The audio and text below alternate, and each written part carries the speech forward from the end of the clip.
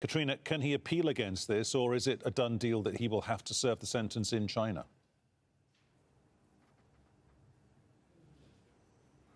Hi, Peter. Well, he has technically 10 days to appeal this sentence, but that appeal process is very long, very uncertain, and it's unlikely that he'll be able to overturn this guilty verdict. Here in China, 99% of all criminal cases that face court are found guilty. Now, we're getting some more details from this verdict, which was handed down from a court in Dandong City, which is on the Chinese-North Korea border, where Spavor lived and operated his travel and cultural exchange business for many years. Now, it says that he was found guilty of providing state secrets and thus sentenced to 11 years in prison, the confiscation of his personal property, and deportation. Now, it didn't say when he would be deported. The Canadian government says that this is most likely that he will be deported after serving his 11 years of sentence. But we do know that in the past, China has deported foreigners before serving their entire prison sentences. So this could be potentially a bargaining chip for Beijing in the future. Now, this verdict comes and it's handed down at a time when Chinese executive from Huawei, Meng Wanzhou, is facing court in Canada. She's in the middle of a final push to avoid extradition to the U.S., where she faces charges of breaking sanctions on Iran and possibly a lengthy prison sentence herself.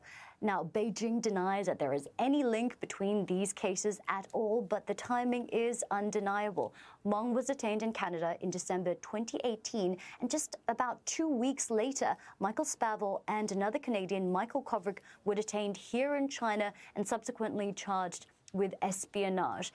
Now, the Canadian government says that their detentions are arbitrary for political leverage. They've accused Beijing of hostage diplomacy. They've also said that during this entire process, when these two men were trialed earlier this year in March, that there was no transparency, that Canadian diplomats were not allowed access to the court where their trial was being heard, and both men were also given very little access to lawyers ahead of time. Now, Michael Spavor is not the only one to receive his verdict this week. Yesterday, on Wednesday, another Canadian, Robert Schellenberg, also received his verdict, where a Chinese court upheld his sentence of the death penalty for drug smuggling charges. Now, the Canadian government says they're extremely disappointed at this verdict, that they're going to continue to fight for the release of these two men. And the Canadian ambassador, Dominic Barton, is currently in Dandong City in support of Michael Spavor during this very difficult time. And he says that Spavor has shown remarkable resilience